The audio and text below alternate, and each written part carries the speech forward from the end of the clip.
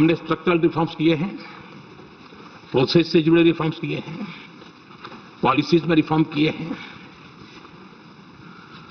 हमारा manufacturing sector, हमारे उद्यमी ये सशक्त हो, भारत की हर चीज का वैल्यू एडिशन हो, उस दिशा में हमने प्रयास किया है।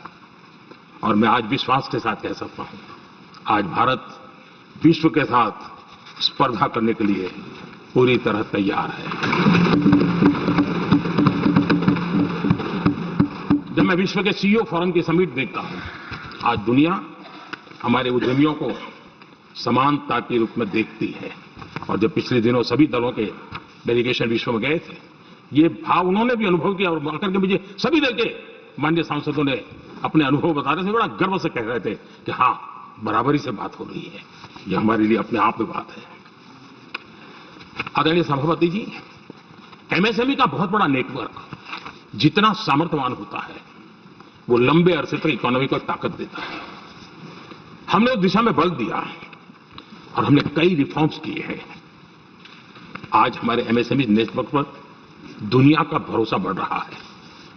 बड़े बड़े हो सकता है हम हवाई जहाज नहीं बना देंगे, लेकिन कई हवाई जहाज हैं जिसमें कई पुर्जे मेरे देश के छोटे छोटे एमएसएमई बना रहे हैं।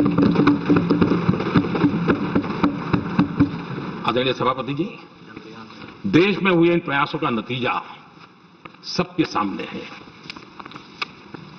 बड़े बड़े देश भारत के साथ व्यापारिक संबंध बनाने के लिए बहुत ही आतुर है।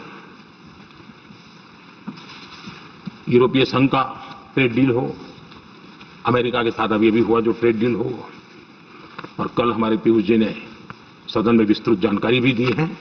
और पूरा विश्व खुल करके इस ट्रेड डील का तारीफ कर रहा है। और उसमें जब यूरोपियन यूनियन के साथ ट्रेड डील हुआ तो विश्व को भरोसा हुआ कि अब वैश्विक स्तर पर स्थिरता की संभावना बढ़ेगी। अमेरिका के साथ ट्रेड डील होने के बाद विश्व को और भरोसा हो गया कि जो स्थिरता के एहसास हो रहा था, अब गति का भी एहसास होने लगा है। विश्व के लिए शुभ संकेत